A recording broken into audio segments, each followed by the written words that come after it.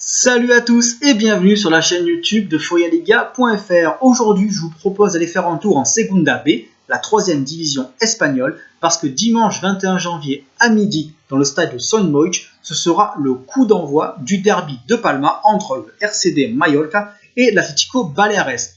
Ce sera la première fois que le stade de Son Moix, qui était inauguré en juin 1999, accueillera le derby, parce que la dernière fois que Mallorca a été amphitryon hôte de ce match, c'était le 25 mai 1980. Il a fallu attendre 38 ans pour que Mallorca retrouve ce derby à la maison. À l'époque, ça s'était disputé dans le stade Esfolti, rebaptisé Luis Sijal du nom d'une légende, d'un président de Mallorca. Le match aller a eu lieu en août 2017 et ça a fini par un magnifique 0-0. Ça se passait au stade Son Malfelit, le stade de l'Atlético Baleares. Mais les résultats, les scores et tout ça, on en parlera un peu plus avant dans la vidéo. Moi, je vais vous parler plutôt de l'histoire de la rivalité entre ces deux clubs.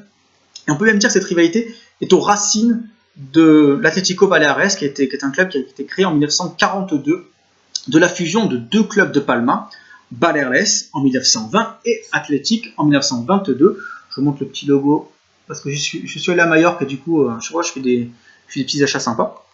L'Athletic jouait en rouge et vert, et Baleares jouait en bleu et blanc.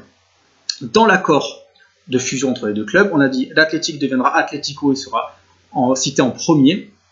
Et en revanche, Baleares conservera ses couleurs et son stade de Son Canal, ce qui pouvait à l'époque accueillir 4000 personnes. Mais la rivalité, on peut dire qu'elle vient encore plus avant et du club de Baleares. Baleares est lui-même la fusion de deux clubs, le Mecánico Football Club et le Mallorca FC, qui n'a rien à voir avec le RCD Mallorca. Le Mecánico était un club qui a été fondé en partie par des ouvriers des chantiers navals et aussi par des étudiants comme souvent dans les premiers clubs espagnols et ailleurs d'ailleurs. Les couleurs étaient identiques, donc le bleu et le blanc, identiques à la Isleña Marítima, donc leur entreprise, et le stade, ce qu'on pouvait appeler le stade là où se disputaient des matchs, c'était là où il y avait les anciens bureaux, c'était une esplanade, il y avait les anciens bureaux de la firme. De son côté, le LCD Mallorca, au début, s'appelait le Alfonso Terese et a été créé le 27 février 1916. Et quelques semaines après, le 26 juin 1916 très précisément, est devenu la Real Sociedad Alfonso Terese. Mais quand il y a eu la Seconde République espagnole, les noms ont changé et Alfonso Terese a été abandonné et ça s'est appelé le CD Mallorca. Et après la Seconde République, donc quand la dictature de Franco a été instaurée, le Real est revenu dans le nom, ça s'appelait Real CD, Club Deportivo Mallorca. La rivalité, donc, elle commence très tôt dans l'histoire de l'Atlético Baleares. On pense que c'est aux alentours de la moitié des années 40, donc 3-4 ans après la fondation officielle de l'Atlético Baleares. Parce qu'il y aurait eu des pressions politiques au plus haut niveau pour que le club lâche ses meilleurs joueurs au RCD Mallorca. Et ça a été affirmé non pas par les supporters de l'Atlético Baleares, mais aussi par un journaliste qui s'appelle Miguel Vidal Perello, qui a écrit cette somme sur le centenaire de Mallorca. C'est un truc qui pèse à peu près 10 kilos. Je me suis fait un petit plaisir, pour vous mentir. Et c'est ce bouquin-là, si vous aimez le foot, il y a énormément de photos, des archives et évidemment toute la période Kuper, Aragonès, Manzano qui a été la période dorada, comme on dit, la période d'or du club fin des années 90, début des années 2000. Et en fait, cette rivalité-là, elle est principalement à distance, parce que les deux clubs ne sont pas dans la même catégorie. L'Atlético Baleares, ils n'ont que 4 saisons en Segunda. La dernière, c'était 62-63, ça fait une éternité. Et c'est leur 7e saison en Segunda B seulement. Donc en 75 ans d'existence. Et il faut vraiment forcer pour trouver de grands joueurs qui ont porté le maillot. Comme ça, il y en a 3 que j'ai vus. C'est Roque Mesa, qui ensuite joue à Las Palmas et qui est actuellement à Swansea. Florin Andone, qui avait été prêté une année, je crois quand il était sous contrat à Villarreal. Après, il est parti à Córdoba, puis maintenant il joue au Depor, et Martín Mantovani, qui est le capitaine actuel de Leganés. Évidemment, ça n'a rien à voir avec ce que peut représenter le LCD Mallorca, puisque le LCD Mallorca, c'est palmarès, ils ont une Coupe du Roi en 2003, ils ont fait 2 finales une en 91, une en 98. Ils ont été vice-champions en 2003, ils ont gagné une super coupe en 98, ils ont fait une finale de Coupe des Coupes en 99, ils ont été troisième de Liga en 2001.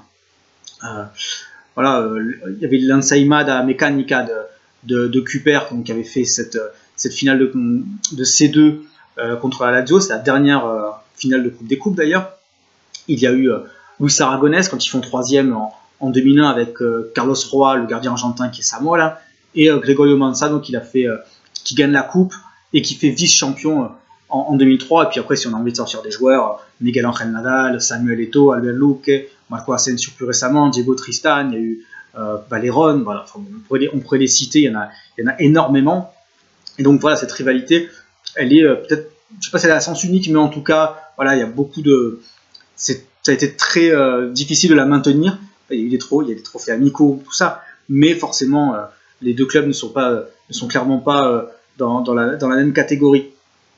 Cela dit, en 2017, il y a l'Atlético Baleares qui est monté de Tercera à Segunda B et Mallorca qui a fait Segunda B. Ça faisait 36 ans qu'ils étaient dans le football professionnel consécutivement, Mallorca, et là ils sont tombés en 3e division.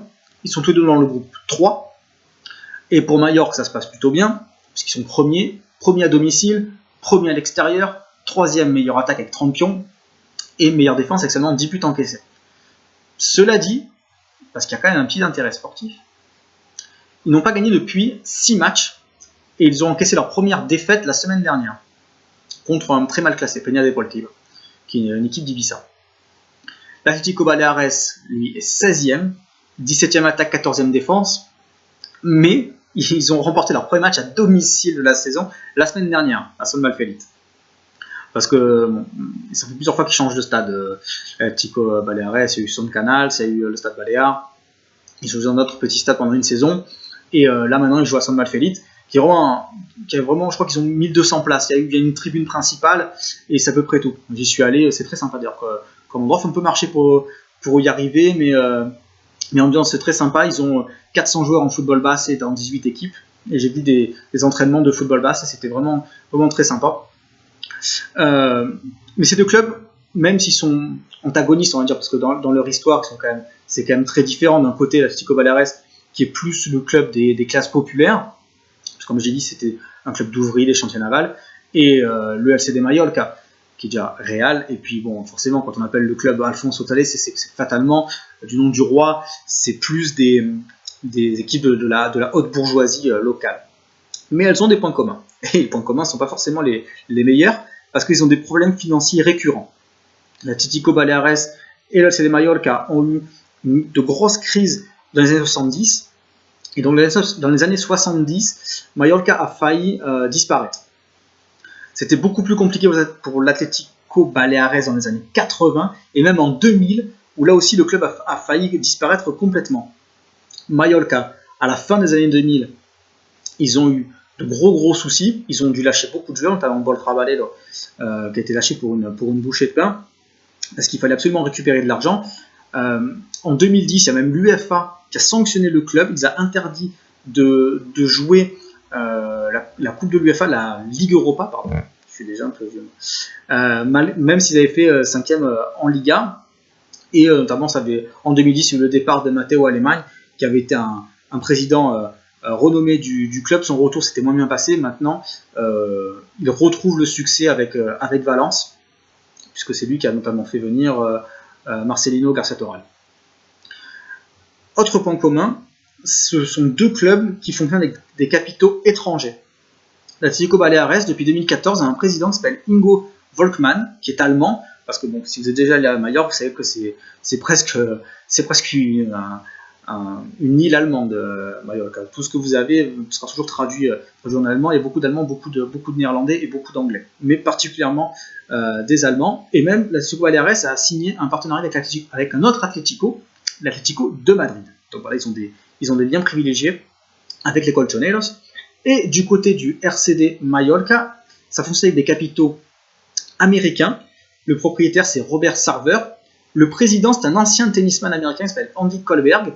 Et dans le conseil d'administration, il y a deux personnages qui sont connus de ceux qui aiment vraiment le sport. Steve Nash, le Canadien, D'ailleurs, l'émission El Día Después, le J+1 espagnol, l'avait suivi à Majorque à suivre un match à l'extérieur, d'ailleurs, c'était ironique, là-bas, sur l'île, et l'ancien international anglais Graham Lesso, qui vit là-bas depuis 13 ans, je crois, 13-14 ans.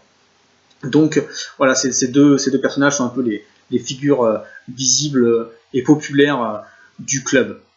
En attendant, dimanche, ça va être un très bon match. Le parcage de l'Atlético Baleares va être plein. Pour l'instant, il y a plus de 700 places qui ont été réservées dans leur parcage. On pense que ça va arriver jusqu'à 900, qui est le total qui leur a été alloué. Normalement, ça devrait se faire. C'est-à-dire qu'il y aurait quasiment autant de spectateurs à l'extérieur qu'à domicile, puisque 1200 places à Son Malfeliz, et on aurait quasiment 1000 à Son Moich. Le match va être évidemment diffusé. D'ailleurs, il y a eu des bisbilles entre IB13, qui est le canal qui diffuse les matchs, c'est une chaîne locale qui diffuse aussi sur son canal internet, je crois, les matchs. Il y a eu un problème au match aller. On pensait que ce ne serait pas diffusé parce que Mallorca a des problèmes avec la chaîne en question. L'Atlético Baleares voulait jouer samedi, finalement le match aura lieu à midi pour justement avoir plus de monde à l'heure de l'apéro, parce qu'à midi on ne mange pas en Espagne, mais on commence tranquillement à grignoter avant de se retrouver en famille. Donc voilà, en espérant que ce match-là soit agréable à regarder, et ça se passe en même temps que les matchs de Liga, mais c'est peut-être le match à regarder ce week-end finalement, parce que c'est un moment qui va être historique dans le football, non seulement de Palma, mais peut-être aussi au niveau espagnol, n'ayons pas peur des mots. Voilà, donc après, voilà, c'est à vous de choisir, soit prenez Atlético Baleares, voilà, soit Mallorca, et là je suis désolé, je l'ai pris plus habillé celle-là, on voit le logo, là je pense qu'on va très bien, c'est une très belle écharpe, mais je ne l'ai pas en rouge, malheureusement elle n'était pas disponible, voilà, évidemment, on ne peut pas toujours avoir de la chance, mais voilà, ce match-là va compter, parce que si Mallorca gagne, il sera quasiment qualifié pour les playoffs d'accession en Segunda pour retrouver le football professionnel qu'il a quitté la saison dernière. Et c'est un club qui est historique, on aimerait bien qu'il revienne. Et l'Atlético Baleares qui voudrait bien se maintenir et continuer son retour, parce que l'Atlético Baleares a gagné en 2016 la Copa Federación. Si vous ne savez pas ce qu'est la Copa Federación, Max Franco Sanchez a écrit un article là-dessus sur furialiga.fr et vous pouvez aller le lire parce que c'est riche d'enseignements et c'est une particularité espagnole qui est très sympa. Donc le retour des bons résultats à Atlético Baleares, il faut se maintenir pour conserver cet talent qui renaît depuis quelques saisons. Et évidemment Mallorca qui veut absolument retrouver le foot pro et ne plus perdre ses meilleurs joueurs. Et si vous connaissez un peu le football espagnol, il y a un très bon joueur qui a signé à l'intersaison, c'est Salva Sevilla. Donc si vous aimez un peu les trucs revival, c'est l'occasion. Voilà, ben merci d'avoir suivi cette vidéo. Vous pouvez mettre des pouces bleus, des commentaires, je me ferai un plaisir de vous répondre. Et puis continuez à suivre furialiga.fr. On est là sur Twitter, sur Facebook, sur tous les supports réseaux sociaux. Hasta luego, ciao, adeo.